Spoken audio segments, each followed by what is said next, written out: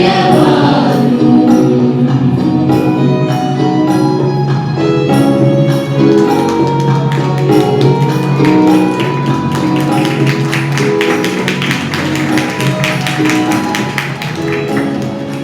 தேவனுக்கு நன்றி சொல்கிற ஒரு பண்டிகை. நன்றியத்தில் உள்ளவர்களாக இருங்கள் என்று சொல்லி வேதத்திலே நாம் பார்க்கிறோம். நன்றி அறிவில் உள்ளவர்களாக தேவன் செய்த நன்மைகள், கூடாக்கூடிய நன்மைகளை ஆண்டவர் நம்முடைய வாழ்க்கையில் செய்திருக்கிறார். கடந்த இந்த ஒரு ஆண்டு காலமாக தேவன் செய்திருக்கிற நன்மைகளை எல்லாம் நாம் நினைத்து பார்த்து ஆண்டவருக்கு நாம் நன்றி சொல்ல இருக்கிறோம். தேவன் இந்த ஒரு ஆண்டு காலம் என் வாழ்க்கையை எப்படிலாம் ஆசீர்வதித்திருக்கிறார். ஒருவேளை நம்முடைய குடும்பத்தில் நாம் தனிமையாக இருந்திருப்போம், நம்முடைய குடும்பமாக மாற்றிருப்பார். நம்முடைய பிள்ளைகளுக்கு ஏற்ற மணமகளை மருமகளை ஆண்டவர் கொடுத்திருப்பார்.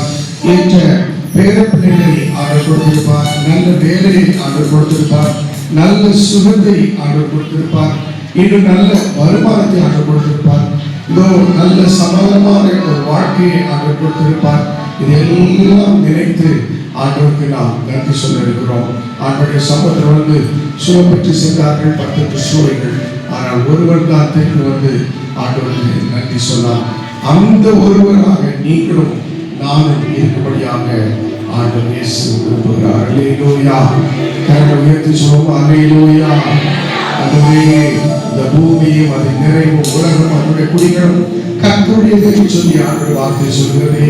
இதோ இன்றைக்கு வரைக்கும் நாம் நிற்பதும் நீர்ப்புறமாக நிற்பதும் சுத்த கிருபை.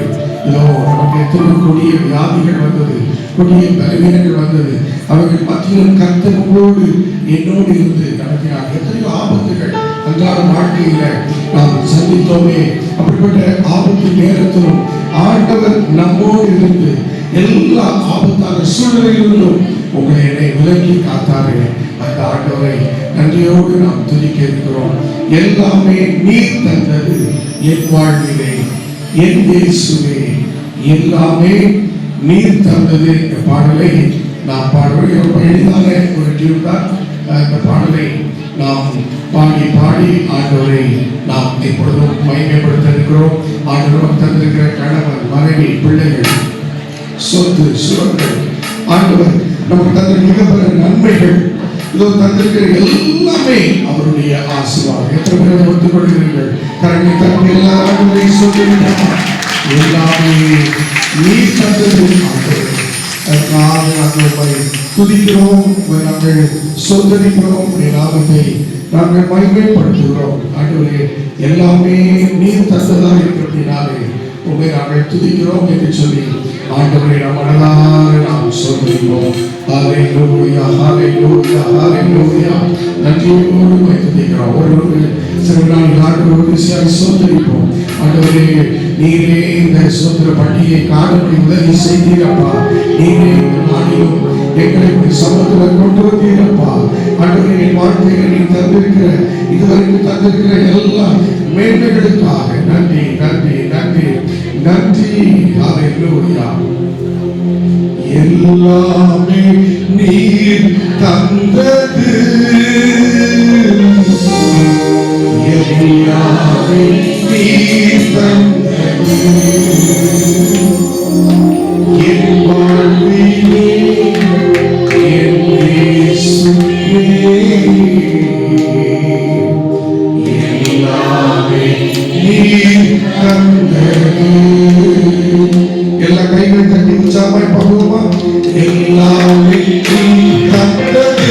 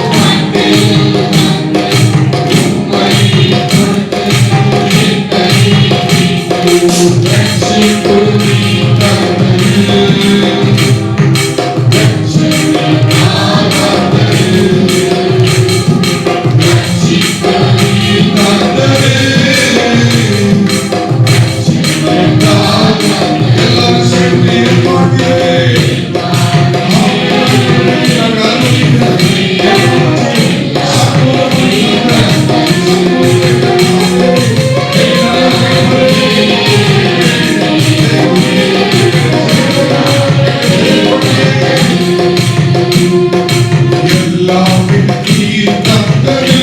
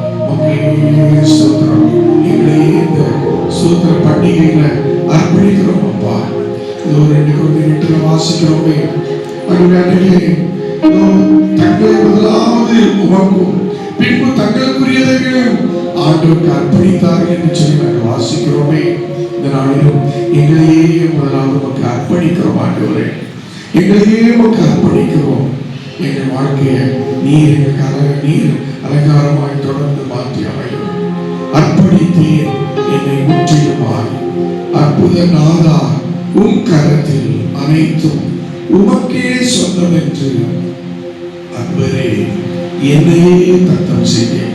இது ஒரு பழைய பாடல்.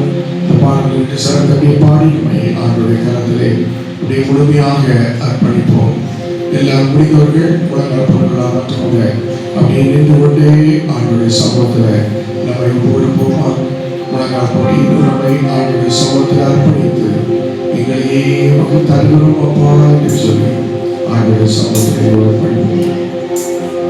அர்ப்பணித்தேன் என்னை முற்றிலுமா அற்புதனாக உம் கரத்தில் அனைத்தும் உமக்கு சொந்தம் என்று அன்பரை என்னை தத்தம் செய்தீர். அனைத்தும் உமக்கு சொந்தம் என்று அன்பரை என்னை தத்தம் செய்தீர். அனைத்தும் கிறிஸ்துவுக்கே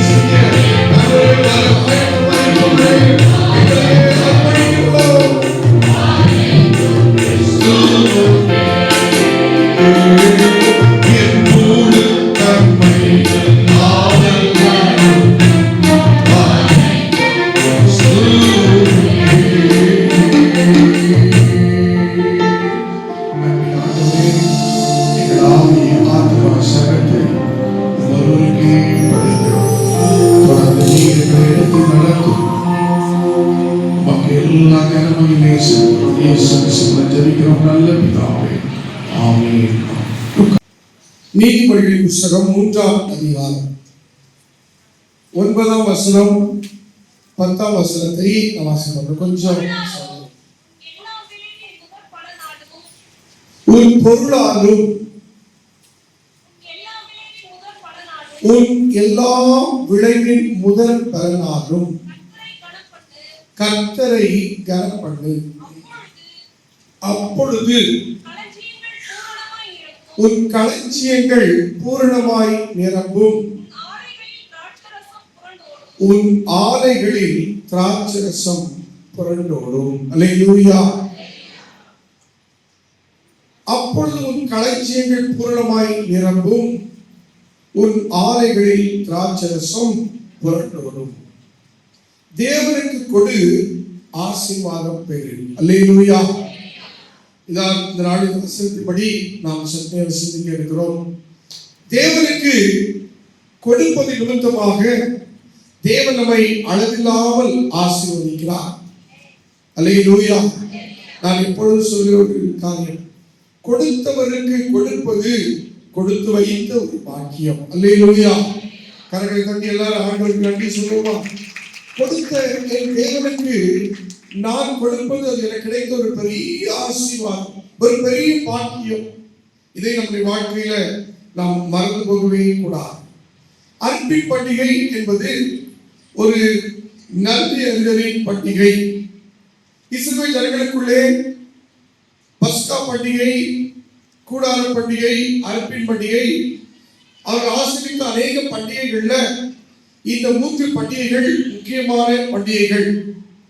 அதுவும் இந்த அர்ப்பின் பண்டிகை ஆண்டவருக்கு நன்றி சொல்கிற, ஏதோ ஒரு காலத்துல நாங்கள் அடிமையாக இருந்தோம் எகிப்திலே, என் தகப்பனார் சுற்றி திரிந்த உபாகமம் 26:5 நாம் வாசிக்கிறோம் அல்லவா? உபாகமம் 26:5 இப்படி நாம் வாசிக்கிறோம். அங்கே வசனம் இப்படி சொல்கிறது, அப்பொழுது நீ உன் தேவனாய கர்த்தருடைய சந்நிதியில் நின்று வசனித்து சொல்ல வேண்டியது என்னவென்றால், என் தகப்பன் அழிவுக்கு நேரான சீரியா தேசத்தானாய் இருந்தான். அவன் கொஞ்சம் ஜனங்களோட ஒரு 73 பேரோடு எகிப்துக்கு போய் அவர்கள் பரதேசியாய் சஞ்சரித்து அங்கே பெரிய பலத்த திரட்சியான ஜாதியானார். அல்லேலூயா. கொஞ்சம் பேராய் முதலாவது யோசேப்பு, அதன் பிறகு யாக்கோபோடு கூட ஒரு குடும்பத்தார் கொஞ்சமாய் அங்கே போனவர்கள் அந்த இடத்துல அவர்கள் பெருகினார்கள். தேவன் அவர்களை அந்த இடத்துல பெருக பண்ணினார் என்பதை பார்க்கிறோம். அங்கே தாங்கள் சீரியா தேசத்தில் அலைந்து திரிந்த ஒரு மக்கள் என்பதை நீ ஆண்டவருடைய சமூகத்தில் வருவதெல்லாம் நீ அதை சொல்லி வசனித்து ஆண்டவருக்கு நாம் நன்றி சொல்ல வேண்டும். நீங்களும் நானும் கூட இந்த இஸ்ரவேல் ஜனங்களைப் போல பரதேசியாய் சஞ்சரித்த நாட்கள், நம்முடைய வாழ்க்கையில தேவையான நன்மைகள் இல்லாமல், ஏன் நமக்கும் சரி நம்முடைய பிள்ளைகளுக்கும் கிடைக்க வேண்டிய ஒருவேளை நம்முடைய முன்னோர்கள் நமக்கு கிடைக்க வேண்டிய நன்மைகளுக்காய் அவங்க எவ்வளவு பாடுபட்டார்கள். என் அப்பா அம்மா, என் தாத்தா பாட்டி எவ்வளவு தூரம் நம்மை ஆளாக்குவதற்கு அவர்கள் பட்ட பாடுகள், இன்றைக்கு அதனுடைய மேன்மையை நாம் அனுபவித்துக் கொண்டு அறுவடை செய்து கொண்டு இருக்கலாம். ஆகையாலே நாம் தேவனுக்கு நன்றி அறிந்து கொள்ளவர்களாக இருக்க வேண்டும். எங்கேயோ இருந்த எங்களை ஆண்டவரே விதமாக பலத்த திரட்சியான ஒரு ஜனக்கூட்டமாய் நீ மாற்றினீரே, உமக்கு ஸ்தோத்திரம் என்று சொல்லி இந்த அர்ப்பி பண்டிகையில, சேர்ப்பி பண்டிகையில, இந்த ஸ்தோத்திர பண்டிகையில ஆண்டவருக்கு நன்றி சொல்ல வேண்டும். அதைத்தான் யாத்திராகமம் 23:16 இப்படியாக நாம் வாசிக்கிறோம்.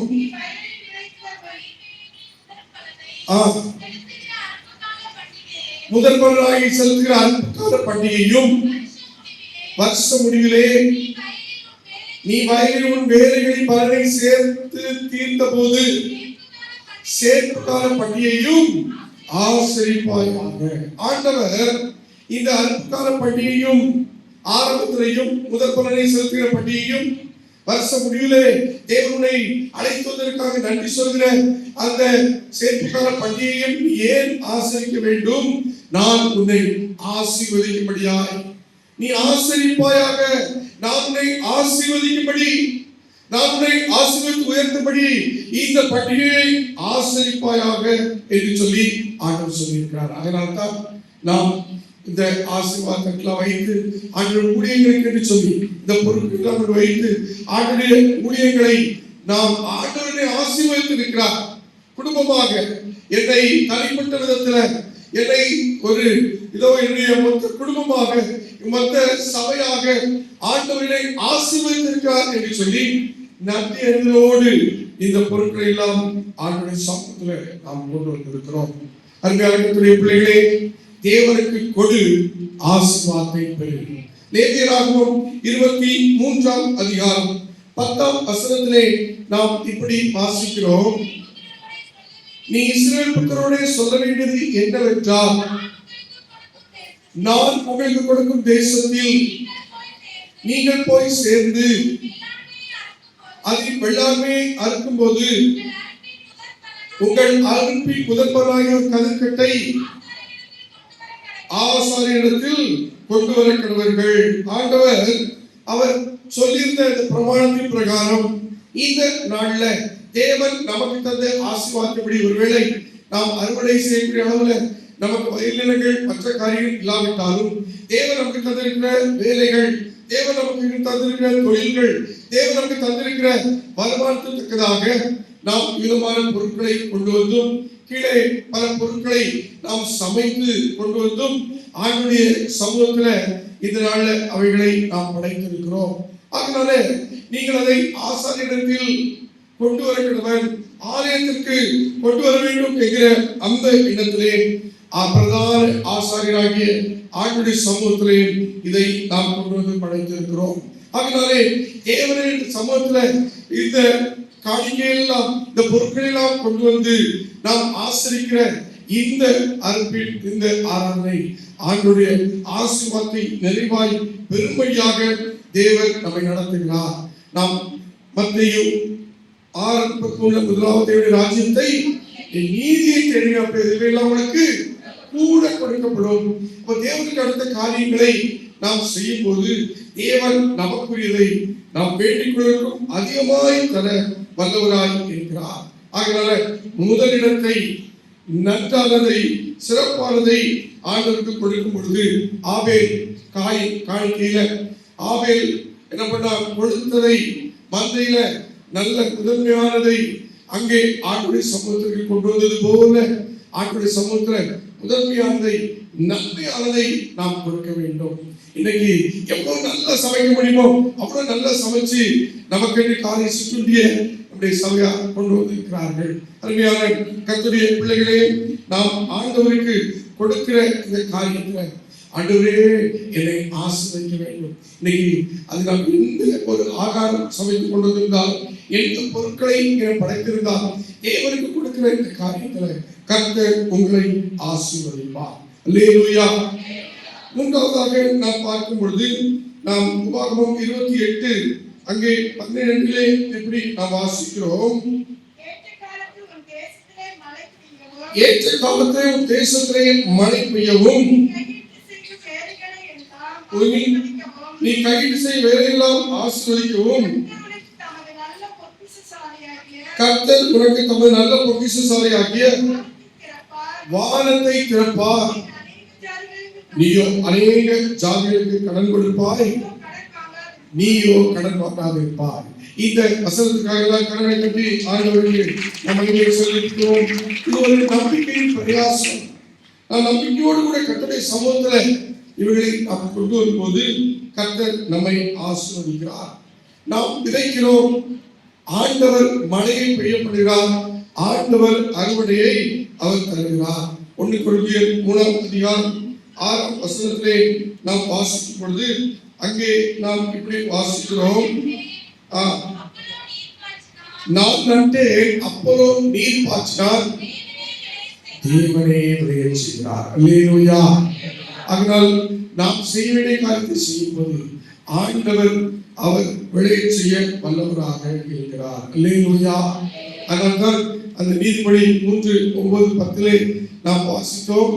அங்கே நம்முடைய வாசம் அல்லவா, உன் பொருளாதாரம் உன் விளைச்சல் உன் முதல் பிறரை கடன் பட்டு அப்பொழுது குழந்தைகள் பொறுமாய் நிரப்பும் உன் ஆலைகளில் திராட்சரசம் புரண்டோடும் என்று பார்க்கிறோம். அதனால் கர்த்தருடைய பிள்ளைகளே, இவ்விதமாக நாம் செய்யும் போது உலகத்துல பல பாடுகள் இருக்கலாம், நமக்கு பல தேவைகள் இருக்கலாம். அவர்கள் மத்தியில இந்த காணிக்கைகளை நாம் விதைக்கும் பொழுது இங்க கொண்டு வந்திருக்கிற எல்லாம் விதைகளாக ஆண்டு சமூகத்துல இங்க விதைக்கிறீங்க. இந்த விதைகள் தேவன் பல்வேறு மடங்கு பறித்து பண்ணுவார். எத்தனை பேர் நீங்கள் கண்ணீரோடு ஐயோ எனக்கு இன்னைக்கு வாங்கி கொடுக்க தேவையான நான் பெரிதாக நினைத்தேன், ஆனால் இப்பொழுது எனக்கு சிறிதாகத்தான் இருக்கிறது என்று சொல்லி நம்மால் எங்களை கண்ணீரோடு கூட நீங்கள் இங்கே விதைத்திருக்கலாம், கண்ணீரோடு கூட நீங்கள் விதைத்திருக்கலாம். தேவன் அதற்குரிய பலனை தருவார். 126 சங்கீதம் 5ஆம் வசனம் 6ஆம் வசனம் சொல்கிறது, அள்ளித்தூவும்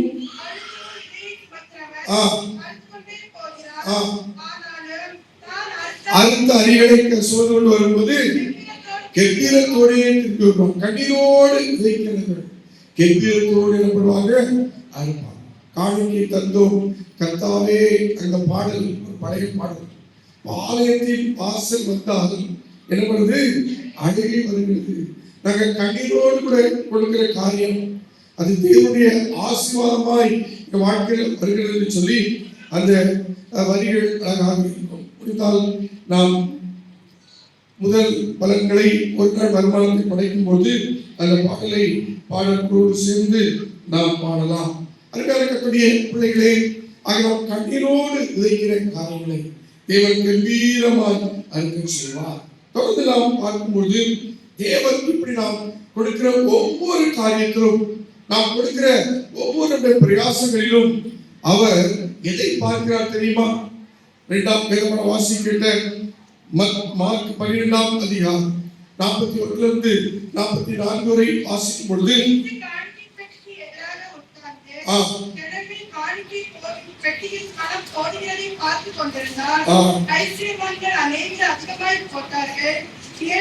ஒரு விதவையும் வந்து ஒரு துண்டுக்கு சரியான 2 காசை போட்டாள். அப்பொழுது அவர் தம்முடைய சீஷரை அழைத்து, காணிக்கை பெட்டியில் பணம் போட்ட மற்ற எல்லாரும் பார்த்திலும் இந்த ஏழை விதவை அதிகமாய் போட்டாள் என்று மெய்யாகவே உங்களுக்கு சொல்லுகிறேன். அவர்கள் எல்லாரும் தங்கள் பரிமாணத்திலிருந்து போவார்கள், இவளோ வறுமையிலிருந்து தன் ஜீவனுக்கு உண்டானதெல்லாம் போட்டுவிட்டாள். இவளோ தன் வறுமையிலிருந்து தன் ஜீவனுக்கு உண்டானதெல்லாம் போட்டுவிட்டாள். ஆண்டவர் எதை பார்க்கிறார்? நாம் கொடுக்கிற ஒவ்வொரு காணிக்கையிலும் உங்களுடைய என்னுடைய இருதயத்தை பார்க்கிறார். அல்லேலூயா. வேதத்தை பார்க்கும் மனுஷனோ முகத்தை பார்க்கிறான், கர்த்தரோ இருதயத்தை பார்க்கிற தேவன். ஒவ்வொருடைய இருதயத்தை பார்க்கிறார். இதோ எப்படிப்பட்ட இதயமாக இருக்கிறது, இஸ்லத்தோடு கூட கொண்டு வருகிறார்களா, இந்த உற்சாக மனதோடு கூட கொண்டு வருகிறார்களா என்று சொல்லி ஆண்டவர் நம்முடைய இருதயத்தை அவர் பார்க்கிறார். அருமையான கர்த்தருடைய பிள்ளைகளை, இங்கே இந்த ஏழை விதவை தன் ஜீவனுக்கு உண்டாயிருந்த எல்லாம் அந்த வறுமையில போட்டுவிட்டாள் என்று சொல்லி நாம் பார்க்கிறோம். எரேமியா 29:13 நாம் ஆண்டவரை தேடுகிற காரியத்துல முழு இருதயத்தோடு நாம் என்ன பண்ண வேண்டும்? அவரை தேடுகையில் கண்டுபிடிக்கப்பட வேண்டும். அதனால முழு இதயத்தோடு கூட ஆண்டவருக்கு நாம் கொடுக்கிறதா இருக்க வேண்டும். அப்படி இருக்க வேண்டும் சொன்னால் இதயத்தில் நாம் செய்ய வேண்டிய ஒரு 3 காரியம். ஒன்று, மார்க் 11ஆம் அதிகாரம் 23ஆம் வசனம் இப்படி சொல்கிறது, ஆண்டவர் இதயத்தை பார்க்கிறவர். ஆண்டவர் அந்த ஸ்திரீனுடைய இதயத்தை பார்த்த ஜீவனுக்கு உண்டான எல்லாம் போட்டான்னு சொல்லி சாட்சி சொன்னார், அவளை வாழ்த்தினார். அதற்கு காரணம் இதோ அவருடைய இருதயத்தை பார்த்து இதோ அவள் தனக்கு உண்டான எல்லாவற்றையும் போக்குவதை வைத்து ஆண்டவர் சொன்னார். இன்றைக்கு அப்படி உங்களை என்னை சொல்ல வேண்டும் என்று சொன்னார். நம்முடைய இதயத்துல நாம் எப்படிப்பட்டவர்களாய் இருக்க வேண்டும்? மார்க் 11:23 எவனாக இந்த மலையை பார்த்து நீ பெயர்ந்து சமுத்திரத்திலே தள்ளுண்டு போய் சொல்லி தான் சொன்னபடியே நடக்கும் என்று தன் இதயத்தில் சந்தேகப்படாமல் விசுவாசித்தார். அவன் சொன்னபடியே ஆகும் என்று மெய்யாகவே உங்களுக்கு சொல்கிறேன். அல்லேலூயா. அப்ப இதற்கு முதலாவது நாம் சொல்ல வேண்டியது, மலை போன்ற பிரச்சனை வரலாம், மலை போன்ற போராட்டங்கள் நமக்கு முன்பாக இருக்கலாம், அவை தள்ளுண்டு போகும் என்று சொல்லி சொன்ன போதே நடக்கும் என்று தம் இதயத்துல சந்தேகப்படாமல் ஒரு மனுஷன் விசுவாசித்தால் அப்படியே ஆகும் என்று இயேசு மெய்யாகவே சொன்ன அந்த வார்த்தையை நீங்கள் விசுவாசிக்கும் பொழுது, அப்ப மலை போன்ற பிரச்சனைகளையும் என் தேவன் அவர் மாற்றி போட அல்லவர் என்று சொல்லி நீங்கள் விசுவாசித்தால் அந்த வசனம் சொல்கிறது தான் சொன்னபடியே நடக்கும். அல்லேலூயா. விசுவாசித்தால் நடக்கும். பக்கத்துல கை பிடிச்சு சொல்லுங்க, விசுவாசித்தால் நடக்கும். விசுவாசித்தால் நடக்கும். இதயத்தை பார்க்கிற ஆண்டவர் நம்முடைய இதயத்தில் நாம் சொல்ல வேண்டியது, இதோ நான் விசுவாசித்தால் இது நடக்கும் என்று சொல்லி நாம் விசுவாசிக்க வேண்டும். ஆகினாலே நாம் கொடுக்கிற காணிக்கையை விசுவாசத்தோடு கொடுக்க வேண்டும், உடனே கொடுக்க வேண்டும். நாம் எந்த ஒரு கவலை இல்லாமல் கொடுக்க வேண்டும். ஃபெய்த்ஃபுல்லி, அப்புறம் குயிக்லி, வித்தவுட் வரி. 3 காரியங்கள். என்ன? உண்மையா கொடுக்கணும், உடனே கொடுக்கணும். அந்த காரணம் இதை நம்ம அந்த செலவு வச்சிருக்கிறோமோ இதுக்கு வச்சிருக்கோம்னு சொல்லி யோசிச்சு கொண்டிருக்க கூடாது, கவலைப்பட்டு கொண்டிருக்க கூடாது. கவலை இல்லாமல் ஆண்டவருக்கு கொடுக்கணும். ஆண்டவர் அப்படித்தான் ஒரு விசுவாசத்தை உங்களுக்கு எதிர்பார்க்கிறார், என்னிடத்துல எதிர்பார்க்கிறார். ஆக நம்முடைய இதயத்தை பார்க்கிற ஆண்டவர் நாம் விசுவாசித்தால் நடக்கும். அல்லேலூயா. எனக்கு அப்படிப்பட்ட விசுவாசி விசுவாசித்தால் தேவனுடைய மகிமையை காணும். விசுவாசிக்கிறவருக்கு எல்லாம். இரண்டாவது, தானியேல் 1:8 இப்படி வாசிக்கிறோம். தானியேல் 1:8 அங்கே தானியேல் ராஜாவின் போஜனத்தினாலும் பாடுபடும் ராட்சசத்திலும் தன்னை தீட்டுப்படுத்தலாக தன் இதயத்தில் தீர்மானம் பண்ணிக்கொண்டு தன்னை தீட்டுப்படுத்தாதபடி வேண்டிக் கொண்டார். இரண்டாவது, தீட்டாளர்களில் என்னை தீட்டுப்படுத்திக் கொள்ள மாட்டேன். அல்லேலூயா. கையை உயர்த்தி சொல்லுவோம், அல்லேலூயா. இதயத்தை பார்க்கிற ஆண்டவர் தீட்டாளர்கள் நிமித்தம் என்னை நான் தீட்டுப்படுத்திக் கொள்ள மாட்டேன் என்று சொல்லி நீங்களும் நானும் இதயத்தில் தீர்மானிக்க வேண்டும். முதலாவது இதயத்தில் விசுவாசி, இரண்டாவது இதயத்தில் தீர்மானம். இதயத்தில் நீங்களும் நானும் தீர்மானிக்க வேண்டும். ஏன்னா ராஜாவின் போஜனத்துல திராட்சரசம் மது பானங்கள் கலந்திருக்கிறது. இது என் தேவனுக்கு பிரியமில்லாத காரியம். ஆகினாலே கிடைத்தது பார்த்து சொல்லி நான் அதை சாப்பிடாமல் நான் என் இதயத்திலேயே தீர்மானித்து விட்டேன் என்று சொல்லி அங்கே ஒரு உறுதியான ஒரு தீர்மானத்தை தானியேல் எடுக்கிறார். 9ஆம் வசனம் இப்படி சொல்கிறது, தேவன் தானியேலுக்கு பிரதானியின் தலைமையில் தயவும் இரக்கமும் கிடைக்கும்படி செய்தார். அல்லேலூயா. நீங்கள் தானியேலை போல பிரஜாதியான தேசத்துல பிரஜாதி மக்கள் மத்தியில வேலை செய்யலாம், தொழில் செய்யலாம். இதயத்தில் தீர்மானம் பண்ணுங்கள். ஆண்டவரோடு கூட தீர்மானம் பண்ணும்போது தேவன் அங்க இருந்த பிரதானியின் தலைமையிடத்துல ஒரு தயவும் இரக்கமும் தானியேலுக்கு கிடைக்க செய்தவர். உங்களுக்கும் எனக்கும் நமக்கு தெரியாத இடமா இருந்தாலும் அவர் தயவு கிடைக்கப்படுவார். அல்லேலூயா. ஆகவே நாம் தீர்மானிக்கும் போது அது கிடைக்கும். அல்லேலூயா. கை கொடுத்து சொல்லுங்க, தீர்மானி கிடைக்கும். கை கொடுத்து சொல்லுங்க, ஜெயசி, தீர்மானி கிடைக்கும். விசுவாசி விசுவாசி நடக்கும். அதனால பார்த்தோம், விசுவாசி நடக்கும், தீர்மானி தீர்மானி கிடைக்கும். கரகத்தில் 2 Corinthians 8:5 6 நான் சொன்னேன். 6 விடையில 2 Corinthians 5:8 பாருங்க. 2 கொரிந்தியர் 5:8 அதிகாரம். நாம் தைரியமாகவே இல்லை, 8 அதிகாரம் 5 வசனம். மேலும் நாங்கள் நினைத்தபடி மாத்திரம் கொடாமல் தேவனுடைய சித்தத்தினாலே முன்பு தங்களை தாமே கர்த்தருக்கும் பின்பு எங்களுக்கும் ஒப்புக் கொடுத்தார்கள். அல்லேலூயா. எந்த சபை பற்றி வேதம் சொல்கிறது? சொல்லுங்க, எந்த சபை?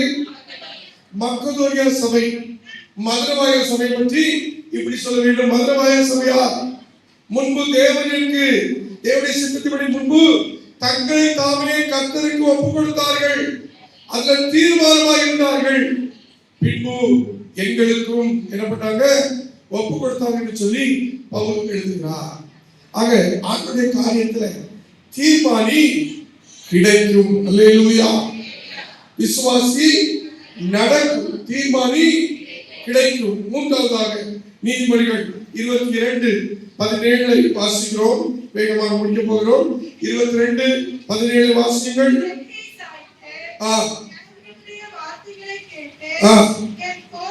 என் போதகத்தை உன் இருதயத்தில் வை. முதலாவது இருதயத்தில் விசுவாசி, இரண்டாவது இருதயத்தில் தீர்மானம் பண்ணு, மூன்றாவது இருதயத்தில் என்ன பண்ணணுமா?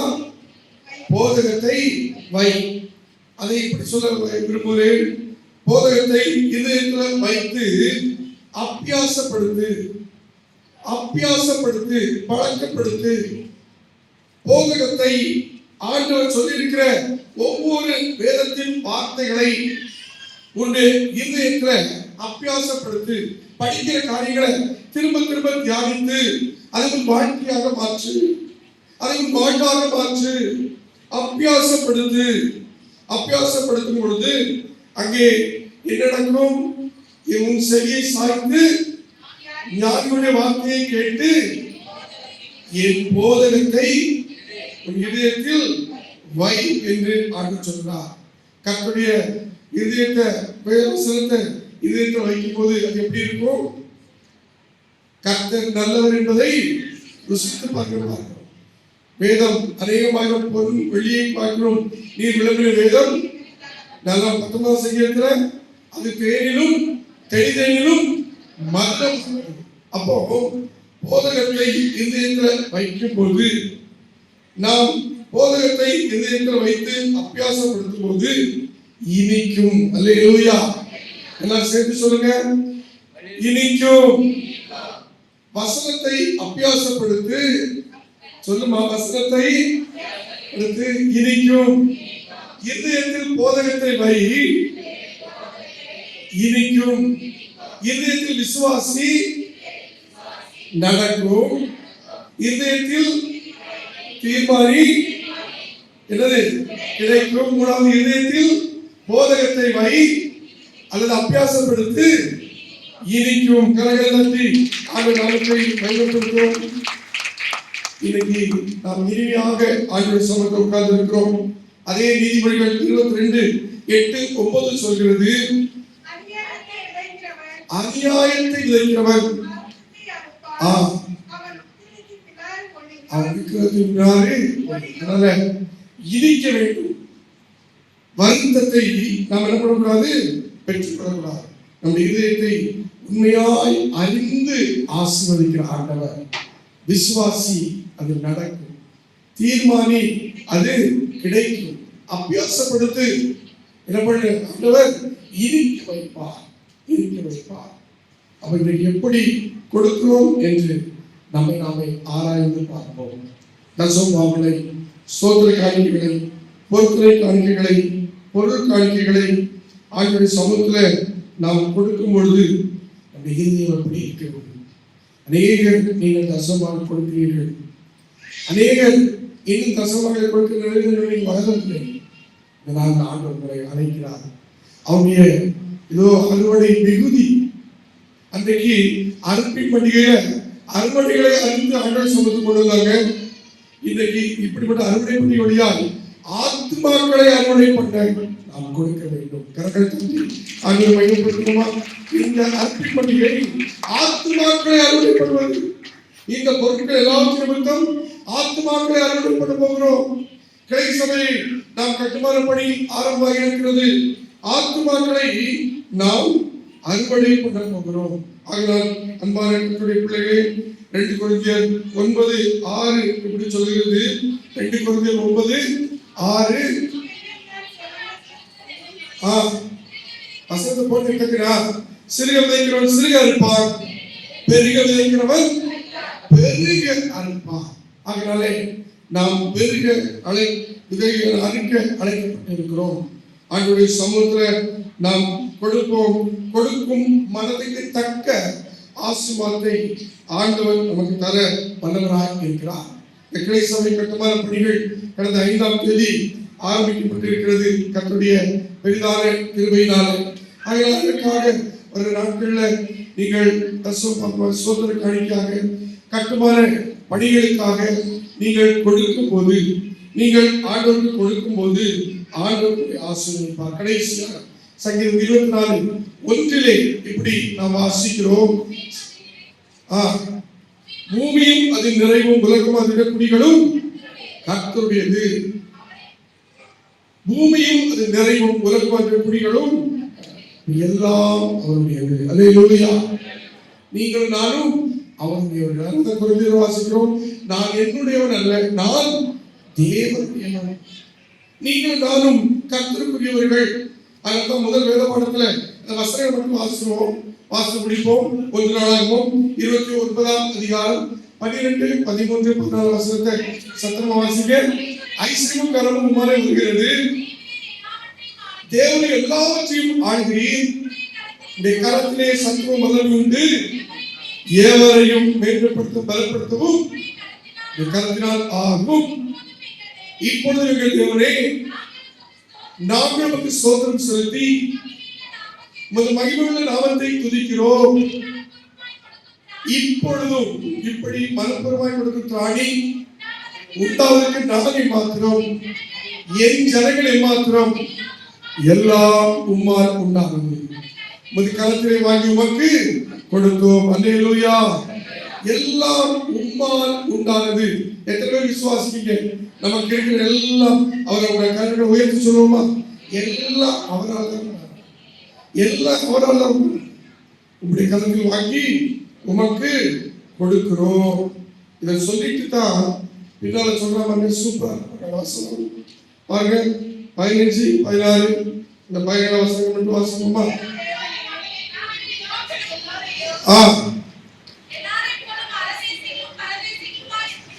முன்பாக எங்கள் பிதாக்கள் எல்லாரையும் போலவும் அரதேசிகளும் பரதேசிகளுமாய் இருந்தோம்.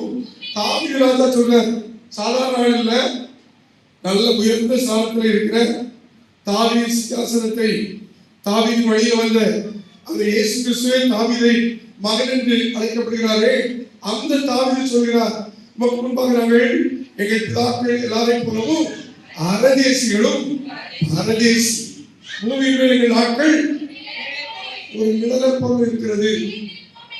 யாருக்காக இருக்குதா நம்பிக்கை? நான் இருப்பேன் 100, 150, 200 கின்னஸ் புத்தகத்தில் இடம் பெறுவேன். யாராவது நினைச்சிட்டு இருக்கோமா? நம்ம நிழலை போட்டவர்கள் நிலைத்திருப்போம் என்கிற நம்பிக்கை இல்லை. பரிசுத்த நாமத்திற்கென்று உமக்கு ஒரு ஆலயத்தை கட்டுகிறதற்கு நாங்கள் சௌகரித்திருக்கிற இந்த பொருட்கள் நம்ம எப்படி சொல்லலாம்?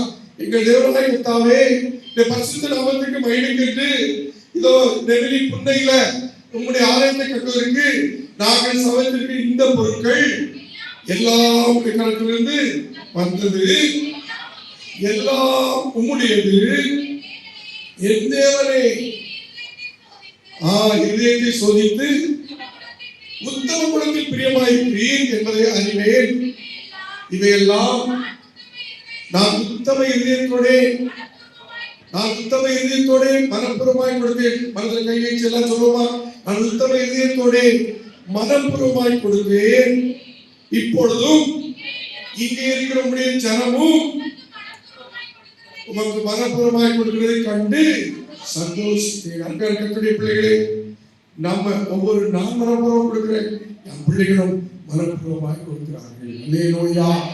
அதனால பெரிய சந்தோஷம். இன்னைக்கு எல்லாரும் புசித்து குடித்து ஆண்டவருடைய சமூகத்துல சந்தோஷமாய் இருக்க வந்திருக்கிறோம். அதனால்தான் இந்த கட்டுமான பணிகளுக்கு ஒரு 40 ஸ்மால் மெம்பர்ஷி பிளேட் வைக்கலாம்னு சொன்னோம். 60 பேர் கொடுத்துட்டாங்க. என்ன கிடைக்கிறீங்க செலவு அவ்வளவுதான் முடிச்சுட்டாங்க. 60 பிளேட் ஆயிரமா இருக்கு. அதனால ஆண்டவர் சந்தோஷமா தங்க பேர்களை என்ன பண்றாங்க அவங்க கொடுத்து இந்த ஈகைக்கு இந்த ஆண்டவர் கொடுக்கிற காரியத்துக்கு தங்களையே தியாகமா அர்ப்பணிச்சிருக்காங்க. 2 காசு போட்ட விதவை தியாகித்த போல தியாகமாய் இந்த சிறிய தட்டுகளை எடுப்பதற்கும் அருமையான பெரிய தட்டை ஒரு பிரேசலில் ஏறிக்கிறதுக்கு தியாகமாய் அவங்க என்ன பண்றாங்க கொடுத்திருக்காங்க. ஆக நாமும் தீர்மானிப்போம். ஆண்டவரே பொருட்களை உம்முடைய நாம மகிமைக்கு உம்முடைய ராஜ்யத்தின் விரிவாக்கத்துக்கு எனக்கு உற்சாகமாக ஏழைகளை எடுப்போம். இப்பொழுது சமயத்தில் இந்த பிரதான ஆசீர்வாதத்தை நாம் ஏழவிட போகிறோம். அதை எடுப்போம் என்று சொல்லி நீங்கள் விசுவாசத்தோடு கூட தீர்மானம் பண்ணுங்கள்.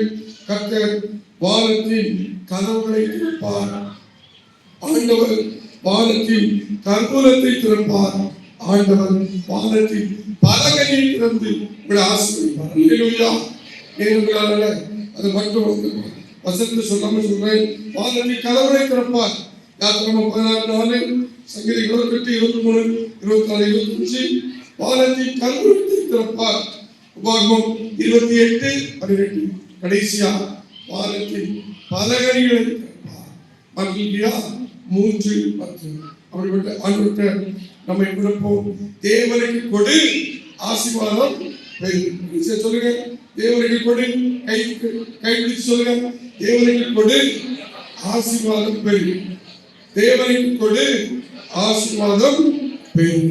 தேவனுக்கு கொடு ஆசீர்வாதம் பெறும். அன்பின் நல்லாருக்கிறே அன்போடு துதிக்கும் எங்களோடு பேசுகிற இந்த வார்த்தைகளுக்காக ஸ்தோத்திரம். இந்த வார்த்தைகளின்படி எங்கள் வாழ்க்கையை நாங்கள் உங்களுக்கு அர்ப்பணித்து எங்களையே உங்களுக்கு நீர் தொடர்ந்து இயேசு மூலம் ஜெபிக்கிறோம். நல்ல ஆமென்.